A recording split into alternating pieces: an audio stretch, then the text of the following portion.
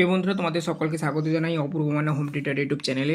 আজ আমি তোমাদের সঙ্গে তোমরা যারা অষ্টম শ্রেণীতে পড়ো তোমাদের অষ্টম শ্রেণীর রাইমার্টিন প্রশ্নবিচিত্রা থার্ড ইউনিট টেস্ট যে হবে এবারে তোমাদের 2025-এ তৃতীয় পর্যায়ক্রমিক মূল্যায়ন, সেই রাইমার্টিন প্রশ্নবিচিত্রার ভূগোল বিষয়ের ক্লাস নিয়ে এলাম। ঠিক আছে, তো তোমরা তোমাদের বইটি খুলে মডেল সেট 2টি বের করো এবং উত্তরগুলো তোমরা খাতাতে লিখে নাও। দেখো, প্রথমে স্কুলটার নাম লেখা রয়েছে, দেখতে পাচ্ছ, বরাদুন হরিসেবা হিন্দু গার্লস হাই স্কুল। ঠিক আছে, প্রথমে তোমাদের ম্যাপটা এখানে দিয়েছে। তোমাদের মডেল সেট 1-এ কিন্তু ম্যাপটা শেষে ছিল, এখানে ম্যাপটা প্রথমেই দিয়ে দিয়েছে। ম্যাপের ক্লাস আমরা আলাদাভাবে করব, ঠিক আছে, পরপর করে যাব। তো এটা আমরা আগে প্রশ্নবিচিত্রা ভূগোল সেটগুলো শেষ করে দিই। টোটাল 9টা সেট আছে, ঠিক আছে। তো 9টা সেট আর পরশু দিনই 10টা, ঠিক আছে। তো আমরা দ্বিতীয় নম্বর আজকের মডেল সেটটি আলোচনা করছি। সমস্ত সেট শেষ করার পর ম্যাপের ক্লাসটা ধরবো। তো দেখো, প্রথমে 2-এর দাগের থেকেই তাহলে আরম্ভ করছি। বিকল্পগুলি থেকে সঠিক উত্তরটি নির্বাচন করো লেখা রয়েছে, ঠিক আছে। দেখো, 2-এর দাগে বলা রয়েছে 2-এর 1-এর প্রশ্ন, শিয়াল ও সীমার স্তরের মধ্যে অবস্থিত বিযুক্তি রেখা হলো, উত্তর করবে কনরাড। অপশান এ করবে উত্তরটি। 2-এর 1-এর প্রশ্ন উত্তর।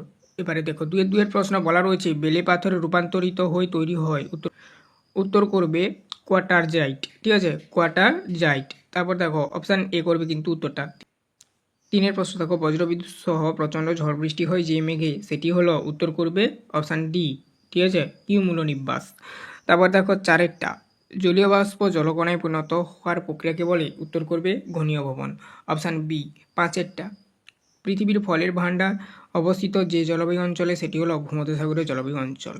6-এরটা, তুন্দ্রা অঞ্চলের দক্ষিণে প্রবল তুষারপাত থেকে রক্ষা পাওয়ার জন্য তৈগা জলবায়ু উদ্ভিদ, উত্তর করবে শঙ্কু আকৃতির হয়, অপশান বি করবে উত্তরটি। 7-এর প্রশ্ন, পৃথিবীর সবচেয়ে বড় পরমাণু দুর্ঘটনা, উত্তর করবে যেটা চেরনোবিল, অপশান এ করবে উত্তরটি। 8-এর প্রশ্ন, পরিবেশের অবনমনের একটি মানুষসৃষ্ট কারণ হচ্ছে অপরিকল্পিত নগরায়ন, এটা হবে অপশান সি। 9-টা 8-এর পর দেখো, রূপশহর বলা হয়, উত্তর করবে ব্রোকেন হিলকে, অপশান এ করবে উত্তরটি। 10-এরটা, নিউজিল্যান্ডের একটি বিখ্যাত সমভূমি হলো, উত্তর করবে ক্যান্টারবেরিয়া সমভূমি। এরপরে আসছি আমরা 3-এর দাগে, নিম্নলিখিত প্রশ্নগুলির অতি সংক্ষিপ্ত উত্তর দাও। এই সমস্ত প্রশ্নগুলোর উত্তরগুলো স্ক্রিনে উঠবে, তোমরা দেখতে থাকো, ঠিক আছে। দেখো, এ বলা রয়েছে শূন্যস্থান পূরণ করো। একে বলা রয়েছে, বলো, দেখো, শিলামণ্ডলের নিচে গুরুমণ্ডল বিশেষ স্তরটি হলো ড্যাশ। দেখো স্ক্রিনে উত্তরটি উঠেছে অ্যাস্থেনোস্ফিয়ার। 2-এর প্রশ্ন, দেখো, ড্যাশ বা সীমানা ধ্বংস বা সৃষ্টি কিছুই হয় না। দেখো স্ক্রিনে উত্তরটা উঠছে নিরপেক্ষ। 3-এরটা, ব্যাসল্ট শিলা দেখা যায় ভারতের ড্যাশ মালভূমি অঞ্চলে, উত্তরটা দেখো স্ক্রিনে উঠেছে আবার দাক্ষিণাত্য মালভূমি অঞ্চল। 4-এরটা, বায়ুর গতিবেগ মাপা হয় ড্যাশ যন্ত্রের সাহায্যে, উত্তর করবে অ্যানিমোমিটার সাহায্যে। 5-এরটা, দেখো, কিউমুলোনিম্বাস মেঘের অপর নাম ড্যাশ, উত্তর করবে যেটা বজ্রগর্ভ মেঘ। তারপর দেখো পরবর্তী পেজে চলো। পরবর্তী পেজ তোমাদের জন্য, দেখো, বাম দিকের সঙ্গে ডান দিক মেলাও, বাম দিক ডান দিক, শিলামণ্ডল, এটা হবে কি বলতো, অপশান ই করবে। এদিকে পেন দিয়ে যেগুলো দাগানো দেখ সেটা ভুল, ঠিক আছে, এই পেন্সিল দিয়ে লেখাগুলো ঠিক। 1-এরটা করবে ই, 2-টা করবে ডি, 3-এরটা করবে এ, 4-এরটা করবে বি, আর 5-এটা করবে সি। তারপরে দেখো নেক্সট সিতে বলা রয়েছে, শুদ্ধ হলে বাক্যের পাশে সু এবং অশুদ্ধ হলে বাক্যের পাশে অ লিখতে হবে। অ লেখো বলেছে, মানে লিখতে হবে আর কি। 1-এটা বলা হয়েছে, দেখো, চিরসবুজ উদ্ভিদ দেখা যায় ভূমধ্যসাগরীয় অঞ্চলে, এটা হচ্ছে শুদ্ধ। 2-টা বলা হয়েছে, দেখো, জীবচিত্র সব থেকে বেশি দেখা যায় নিরক্ষীয় অঞ্চলে, এটা হচ্ছে শুদ্ধ। চিপকো কথার অর্থ বৃক্ষরোপণ। 3-এর প্রশ্ন বলা রয়েছে সিরাগি, এটা হচ্ছে অশুদ্ধ। চিপকো কথার অর্থ হচ্ছে কি না, তো বৃক্ষকে জড়িয়ে ধরে থাকা, ঠিক আছে, এটাই হচ্ছে কথা, এই কথার অর্থ আর কি। চিপকো কথার অর্থ, চিপকো হচ্ছে একটা হিন্দি শব্দ, ঠিক আছে। 4-এরটা, দেখো, সৌরশক্তি বায়ু শক্তি হলো পরিবেশ বান্ধব শক্তি, এটা হচ্ছে শুদ্ধ। 5-এরটা, অস্ট্রেলিয়ায় পম্পাস তৃণভূমি দেখা যায়, এটা হচ্ছে অশুদ্ধ, অ লেখা রয়েছে।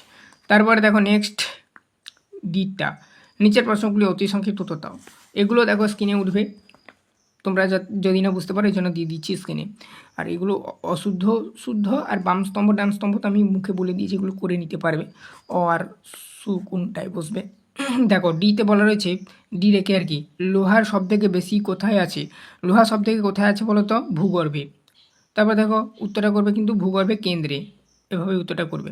3-এর 2-এর প্রশ্ন, কোন যন্ত্রের সাহায্যে ভূমিকম্পের তীব্রতা পরিমাপ করা হয়, উত্তর করবে যেটা, এখানে দেখো সিসমোগ্রাফ যন্ত্র হবে, উত্তরটি সিসমোগ্রাফ লিখবে। দেখো স্ক্রিনে উঠেছে। তারপর দেখো এবারে ডি-এর 3-এর প্রশ্ন বলা রয়েছে কোন ভূমিকম্প তরঙ্গ ভূপৃষ্ঠে প্রথমে পৌঁছায়? পি তরঙ্গ। পি তরঙ্গ, আবারও বলছি। তারপরে দেখো নেক্সট, জীবাশ্ম কোন শিলায় দেখা যায়? পাললিক শিলায়। তারপর দেখো 5-এরটা 4-এর পর, মৌসুমী বায়ু কোন বায়ুর উদাহরণ? উত্তর করবে যেটা নিয়ত বায়ুর উদাহরণ। হয়ে গেল। তারপর দেখো এরপরে আমরা 4-এ দেখে বলা রয়েছে দেখো নিচের প্রশ্নগুলির সংক্ষিপ্ত দাও, বিকল্পগুলি লক্ষণীয় বা বিকল্প প্রশ্নগুলি লক্ষণীয়। ঠিক আছে, 4-এর 1-এ নিফেসিমা কি, তারপরে দেখো ক্রোফেসিমা কি, এগুলো সবই আমি নোটপ্যাডে লিখে টাইপিং করে দেখাচ্ছি, দেখতে থাকো। চলো, আর প্রশ্নগুলো বলবো, তোমরা প্রশ্নগুলো মেনে নেবে। আমি জাস্ট নোটপ্যাডে উত্তরগুলো লিখে দিয়েছি দাগ নাম্বার দিয়ে। ওই প্রশ্নের উত্তরটা কি লিখবে দেখো, আমি এখানে 1 নাম্বার দাগটা দিয়েছি, অর্থাৎ 4-এর 1-এর প্রশ্ন যেহেতু, এই জন্য 4.1। তোমরা বইতে দেখো ইংলিশে তোমাদের দাগ নাম্বারগুলো দেওয়া রয়েছে, আমি বাংলাতে দিয়েছি, এটাই যা ফারাক। ওখানে রোমান অক্ষরে দাগ নাম্বারগুলো দেওয়া রয়েছে, আমি রোমান অক্ষরে দেইনি। ঠিক আছে, তো 4-এর 1-এর প্রশ্ন, এই যে প্রশ্নটার উত্তরটা তোমরা দেখো, তোমাদের বইতে তোমরা প্রশ্নটা লক্ষ্য করবে, প্রশ্নটা তুলে নিয়ে জাস্ট উত্তরটা এখান থেকে এতটা লিখেছি, তোমরা লিখে নেবে দেখে দেখে। আশা করি দেখে নিয়েছো এতক্ষণ। ঠিক আছে, তো পড়ে শোনাতে গেলে কিন্তু ভিডিওটা অনেকটাই বড় হয়ে যাবে। তোমরা যদি বলো আমি পরের দিন থেকে পড়ে শুনিয়ে দিতে পারি। তারপরে দেখো তারই সোজা একটি অথবার প্রশ্ন দেওয়া রয়েছে। তারপরে দেখো নেক্সট যে অথবার প্রশ্নটা, এই যে এইটা অথবা এই যে লেখা রয়েছে, তারপরেই উত্তরটা দেওয়া রয়েছে, দেখতেই পাচ্ছ। এখান থেকে তোমরা উত্তরটা লিখবে এতটা। ঠিক আছে, লিখে নেবে। আশা করি দেখে নিয়েছ। এবারে আমরা আসছি 4-এর 2-এর প্রশ্ন। আমি প্রশ্নটা পড়ে শুনিয়ে দিচ্ছি, তোমরা তোমাদের বইটি লক্ষ্য করো। ভূমিকম্পের কেন্দ্র ও উপকেন্দ্র কাকে বলে? আচ্ছা, ভূমিকম্পের কেন্দ্র কাকে বলে? ফার্স্ট এখানে দেখো লেখা রয়েছে পয়েন্ট করে একটা, ভূমিকম্পের কেন্দ্র, এরকমই তোমরা লিখে একটা পয়েন্ট করবে। তারপরে এখান থেকে লেখাটা আরম্ভ করবে এই অবধি, অর্থাৎ কেন্দ্র বলে। তারপরে দেখো আবার নেক্সট ভূমিকম্পের উপকেন্দ্র যেহেতু বলেছে কাকে বলি, একটাই প্রশ্নের মধ্যে, তো তোমরা এরকমই ভূমিকম্পের উপকেন্দ্র বলে একটা পয়েন্ট মতন তৈরি করবে। তারপরে এখান থেকে লেখাটা স্টার্ট করবে, এতটা লিখবে, লিখলে কমপ্লিট হবে এই 4-এর 2-এর প্রশ্নের উত্তরটি। তারপরে দেখো নেক্সট আমরা 4-এর 3-এর প্রশ্ন দেখাচ্ছি তোমাদেরকে। বলা রয়েছে দেখো, আমি পড়ে শুনিয়ে দিচ্ছি। আগ্নেয়শিলা আগ্নেয়শিলা আর কি জীবাশ্ম দেখা যায় না কেন? দেখো এই যে 4-এর 3-এর প্রশ্নটা, এইখানটা দেখো একটু স্পেলিং মিস্টেক রয়েছে, আমি সংশোধন করে দিচ্ছি, হাতে টাইপিং করেছিলাম তো কোনো কারণবশত মানে কম্পিউটারে করতে গিয়ে হয়ে গেছে আর কি। এটা হচ্ছে স্তরে স্তরে হবে, না হয় তারে তারি হয়েছে। ঠিক আছে, এটা হচ্ছে স্তরে স্তরে, এটা তোমরা দুবার স্তরে স্তরে লিখবে। ঠিক আছে, স্তরে স্তরে। ঠিক আছে, পলি সঞ্চিত হয়ে হবে, একটু এটা একটু দেখে নেবে, আমি যেখানে যেখানে স্পেলিংগুলো ভুল রয়েছে আমি সংশোধন করে দেবো। ঠিক আছে, পলি সঞ্চিত হয়ে, এইটা একটু স্পেলিংটা দেখো, এই লাইনটা একটু গড়বেড় হয়ে গেছে আর কি, কিছু মনে করবে না। সঞ্চিত হয়ে পাললিক শিলা সৃষ্টি হওয়ার সময় উদ্ভিদ ও প্রাণীর দেহাবশেষ প্রস্তরীভূত হয়ে জীবাশ্মে পরিণত হয়। ঠিক আছে, কিন্তু আগ্নেয় শিলা সৃষ্টি হওয়ার সময় উত্তপ্ত গলিত আগ্নেয় পদার্থ সমূহ জমাট বেঁধে শীতল হয়ে এই শিলার সৃষ্টি হয়। এই সময় যে কোনো উদ্ভিদ বা প্রাণী দেহ চাপা পড়লে তা প্রচণ্ড উত্তাপে গলে যায়। তাই এখানে দেখো একটু স্পেলিংটা ঠিক করে নেবে, জীবাশ্ম গঠিত হতে পারে না। ঠিক আছে, জীবাশ্ম আমি করেছিলাম, যা কিছু মানে মনে করবে না তোমরা, এক্স্যাক্টলি মানে তাড়াহুড়োতে করতে হচ্ছে, অনেক চাপ রয়েছে তোমাদের বা তোমাদের দাদা দিদিদের, তার জন্য একটু সরি আমি। তারপর দেখো এখানটা হচ্ছে গঠিত হতে পারে না, তাই আগ্নেয়শিলা কোনো জীবাশ্ম দেখা যায় না। এই প্রশ্নের উত্তরটা একটু লিখে নেবে, একটু আমি সংশোধন করে দিলাম, একটু ভুল হয়ে গেছে আর কি। তারপরে দেখো অথবার প্রশ্নটা যেটা আমি পড়ে শুনিয়ে দিচ্ছি, দেখো কি বলা রয়েছে এখানে, রেগলিত কাকে বলে? ঠিক আছে, আচ্ছা রেগলিত কাকে বলে, এই যে এই প্রশ্নটার উত্তরটা তোমাদের এখান থেকে এতটা লিখতে হবে, দেখে দেখে লিখে নেবে। ঠিক আছে,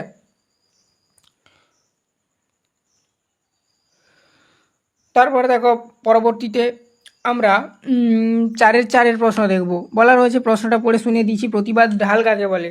দেখো এখানে পর্বতের যে ঢাল বরাবর বায়ু উপরের দিকে উঠে বৃষ্টিপাত ঘটায়, সেই ঢাল হলো পর্বতের প্রতিবাদ ঢাল। তারপরে একটা প্রশ্ন দেওয়া রয়েছে দেখো, অথবার প্রশ্ন, অনুবাদ ঢাল কাকে বলে? ওই একই সঙ্গে অথবার প্রশ্ন আর কি। দেখো এখানে অথবা দিয়ে লেখা রয়েছে, আমি দেখো যেখানে স্পেলিংটা যদি মিস্টেক দেখি আমার লক্ষ্যে পড়ে আমি করে দিচ্ছি। ঠিক আছে, তো কিছু মনে করবে না তোমরা। পর্বতের যে ঢাল বরাবর বায়ু নিচের দিকে নেমে আসে, সেই ঢাল হলো অনুবাদ ঢাল। তারপরে দেখো আমরা 5-এর দাগের প্রশ্নগুলো দেখব। 5-এর দাগের নির্দেশটা আমি পড়ে শুনিয়ে দিচ্ছি, তোমরা তোমাদের বইটি লক্ষ্য করো। নিচের প্রশ্নগুলি সংক্ষিপ্ত ব্যাখ্যামূলক উত্তর দাও, বিকল্প প্রশ্নগুলি লক্ষণীয়। 5-এর 1-এর প্রশ্ন বলা রয়েছে দেখো তোমাদের বইতে, ক্রান্তীয় অঞ্চলে মহাদেশ পশ্চিম দিকে পৃথিবীর অধিকাংশ মরুভূমি সৃষ্টি হয়েছে কেন?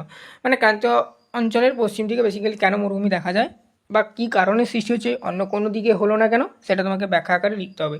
তো এই প্রশ্নটার উত্তর আমি আগের সেটে আলোচনা করে রেখেছিলাম। পর্ষদের নমুনা প্রশ্নপত্র তো পেয়ে যেতে পারো, ঠিক আছে? তো অবশ্যই তোমরা আগের ক্লাসগুলো দেখবে, না দেখলে অবশ্যই তোমরা দেখে নেবে। তোমাদের একটাই প্লেলিস্ট করে দিয়েছি, প্লেলিস্ট লিঙ্ক এই ভিডিওর ডেসক্রিপশানে দেওয়া রয়েছে। একটাই প্লেলিস্টের মধ্যে তোমাদের সমস্ত সাবজেক্টের ক্লাস করানো হচ্ছে তৃতীয় পর্যায়ক্রমিক পরীক্ষাকে লক্ষ্য করে, ঠিক আছে? তো অবশ্যই কষ্ট করে আগের সেটের ক্লাসগুলো দেখো। এগুলো রিপিটেডেড প্রশ্ন, আমরা আলোচনা করে ভিডিও বড় করতে চাই না, ঠিক আছে? তার জন্য বললাম বা তার জন্য এমনটাই করছি, কেননা একটা প্রশ্ন 2-3 বার দেওয়া থাকলো, একটা প্রশ্ন 2-3 বার আলোচনা করার কোনো মানেই হয় না। সেটা কী হয় না, ভিডিও বড় হয়ে যায়, তোমরা দেখতে চাও না। তো অথবার প্রশ্নে সরাসরি চলে যাচ্ছি। অথবার প্রশ্নের উত্তরটা দেখিয়ে দিচ্ছি। দেখো অথবার প্রশ্ন, ওর প্রশ্নের ঠিক নিচেই দেওয়া রয়েছে, পড়ে শুনে দিচ্ছি। বায়ুপ্রবাহের ক্ষেত্রে কোরিওলিসিস বল ও ফ্রেলের সূত্র কীভাবে প্রভাব বিস্তার করে? এখান থেকে তোমাদের উত্তরটা লিখতে হবে। এখান থেকে উত্তরটা লিখবে।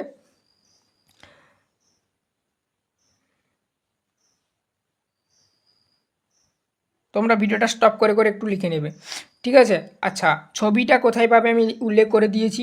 ছবিটা তোমরা তোমাদের বইয়ের 33 নম্বর পাতায় পাবে। কোন বইয়ের? টেক্সট বইয়ের, ঠিক আছে? টেক্সট বই, সহায়িকা বই, রায়মার্টিনে যদি থেকে থাকে অবশ্যই ওখান থেকে কালেক্ট করে নিতে পারো। তারপর দেখো 5-এর 2-এর প্রশ্নে চলে যাচ্ছি। আইটিসিজেড বা যেটাকে অন্তঃক্রান্তীয় অভিসারী অঞ্চল বলা হয়, ঠিক আছে? সে আইটিসিজেড বলতে কী বোঝো? এটি কোন জলবায়ুকে কীভাবে প্রভাবিত করে সেই সম্পর্কে তোমাদের ব্যাখ্যা সহ লিখতে হবে। দেখো এখান থেকে লেখা রয়েছে আইটিসিজেড, এখানে অন্তঃক্রান্তীয় অভিসারী মণ্ডল বলা হয়, তোমরা জানো আইটিসিজেডকে, ঠিক আছে? তো এখানে আমি এইরকমই একটি পয়েন্ট দিয়েছি, তোমরা ওই পয়েন্টটা দেবে। উত্তর ও পূর্ব দক্ষিণ পূর্ব আয়ন বায়ু, এরকম লেখা স্টার্ট করবে এখান থেকে। যা যা রয়েছে তোমরা দেখে দেখে লিখে নাও, ঠিক আছে?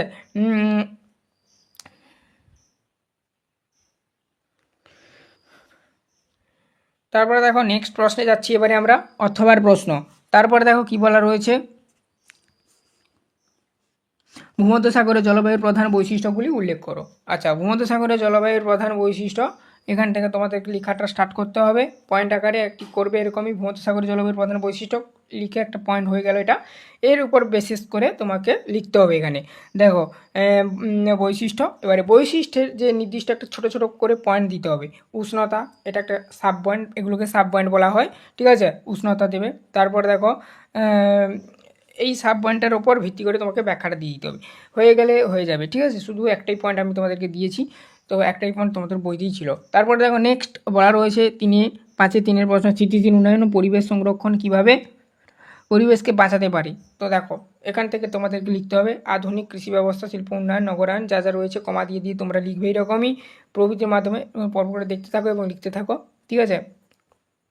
বেশি ব্যাখ্যা করতে গেলে ভিডিওটা এমনিতেই বড় হয়ে যাচ্ছে, উত্তরগুলো দেখাতে হবে, তো তার জন্য তাড়াহুড়ো করলে কোনো জিনিস হয় না, ঠিক আছে? তো যেমন দেখো, যদি কোথাও উত্তরটা বা মানে লেখার সময় স্পেলিং মিস্টেক থাকে সেটা সংশোধন করে দিচ্ছি, তোমরা দেখতেই পাচ্ছ, যা কিছু তোমাদের সামনে লাইভ হচ্ছে।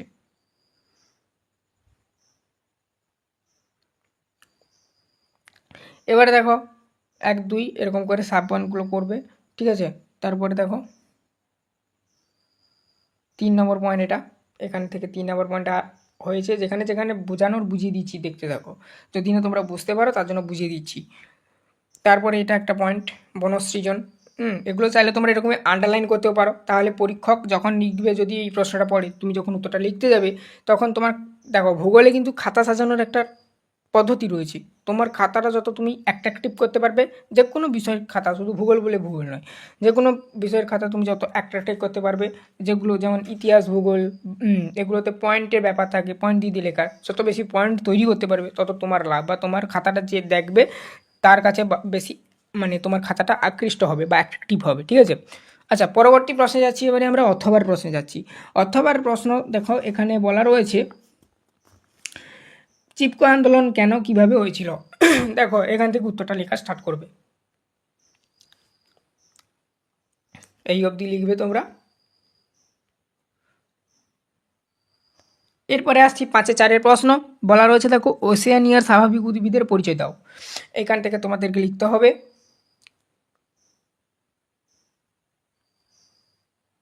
পয়েন্টগুলো দিয়ে দিবে। 1 2 করে দেওয়া রয়েছে। 3 নাতিশীতোষ্ণীয় অরণ্য, 4 ক্রান্তীয় পর্ণমোচী অরণ্য, তার উপর ভিত্তি করে বর্ণনা করা রয়েছে। 5 নাতিশীতোষ্ণীয় তৃণভূমি, 6 মরু উদ্ভিদ, 7 ভূমধ্যসাগরীয় উদ্ভিদ, এইগুলোই দেবে 7টা।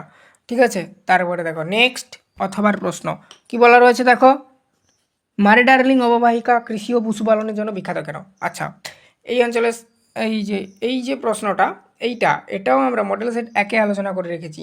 আর এর আগের প্রশ্নটা সেটা হচ্ছে তোমাদের যে এই যে মানে মডেল সেট 1-এর আগে যে টপিকটি রয়েছে অর্থাৎ মৎস্যশিক্ষা পর্ষদ নমুনা প্রশ্নপত্র, সেখানে আলোচনা করা রয়েছে। ঠিক আছে, দেখে নেবে ওই দুটো প্রশ্ন। আচ্ছা, এরপর আমরা 6-এর 1-এর প্রশ্ন দেখব। তার আগে নির্দেশটা পড়ে শুনিয়ে দিচ্ছি। দেখো, নিচের প্রশ্নগুলির ব্যাখ্যামূলক বিস্তারিত উত্তর দাও, বিকল্পগুলি লক্ষণীয়। 6-এর 1-এর প্রশ্ন, নিরক্ষীয় মৌসুমী জলবায়ুর প্রধান বৈশিষ্ট্যগুলো কী কী? এই প্রশ্নটার মান কিন্তু 5। এতক্ষণ তোমরা যে প্রশ্নগুলো দেখলে 3 নম্বর মানসিষ্ট প্রশ্ন, এখান থেকে উত্তরটা লেখা রয়েছে, তোমরা দেখতে থাকো। না দেখতে পেলে ভিডিওটা একটু ব্যাকে গিয়ে স্টপ করে করে লিখে নেবে। ঠিক আছে, তো তোমরা যদি কোনো নোটস বা কোনো কিছু প্রয়োজন হয় আমাদের সঙ্গে যোগাযোগ করতে পারো। ঠিক আছে, কিংবা আমাদের চ্যানেলটিকে সাবস্ক্রাইব করে রাখো, বেল আইকনগুলো অপশানে সেভ রাখো প্রতিনিয়ত ক্লাসগুলো পাওয়ার জন্য।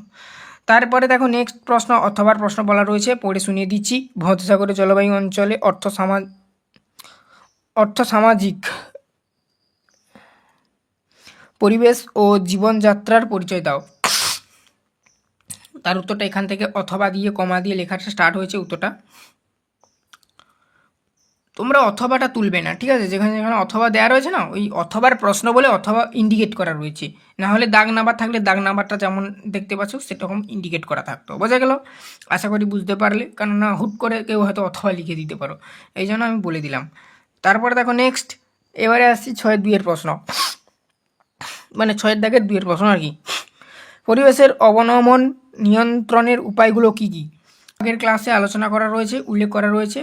এবারে আসছি অথবার প্রশ্ন, ওই সোজা কী কী ভাবে পরিবেশ অবনমন ঘটে উদাহরণ সহ ব্যাখ্যা করো। এখানে দেখো উদাহরণ দেওয়া রয়েছে, প্রথমে সংজ্ঞা, তারপরে উদাহরণগুলো দেওয়া রয়েছে 1 2 3 করে। এগুলো লিখতে হবে তোমাদেরকে, যেমনটা বলছিলাম তোমরা দেখে দেখে লিখবে। ঠিক আছে, তারপরে দেখো নেক্সট পরপর করে আমি স্ক্রল করে তুলে দিচ্ছি। এবারে দেখো এখান থেকে একটা পয়েন্ট তৈরি করতে হবে, মানুষ সৃষ্ট কারণ, এর উপর ভিত্তি করে এবার 1 2 3 4 5 6 এরকম করে পয়েন্ট করে লিখবে এবং একটু ব্যাখ্যা দিবে। তারপরে হচ্ছে পরবর্তী প্রশ্নে যাব। 6-এর 3-এর প্রশ্ন, অস্ট্রেলিয়ার প্রধান 4টি জলবায়ু অঞ্চলের সংক্ষিপ্ত পরিচয় দাও। দেখো, ওসিয়ানিয়ার উত্তর দ্বীপ 10 ডিগ্রি উত্তর থেকে দক্ষিণে স্টুয়ার্ট দ্বীপ 47 ডিগ্রি দক্ষিণ পর্যন্ত বিস্তৃত। এগুলো দেখবে, দেখে বানানগুলো দেখে দেখে লিখে নেবে। ঠিক আছে, যা যা দেওয়া রয়েছে বর্ণনাগুলো তোমাদের দেখতেই পাচ্ছ। তো 1 2 3 করে দেওয়া রয়েছে।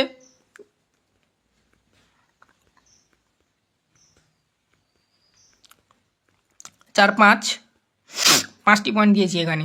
ঠিক আছে, আচ্ছা, এরপর আমরা অথবার যে প্রশ্নটা, অর্থাৎ অস্ট্রেলিয়ার প্রধান 4টি ভূপ্রকৃতি অঞ্চলে সংক্ষিপ্ত বিবরণ দাও, ওই প্রশ্নটা দেখবো। দেখো এখান থেকে লেখাটা স্টার্ট হয়েছে, এখান থেকে যা যা আছে লিখতে থাকো তোমরা।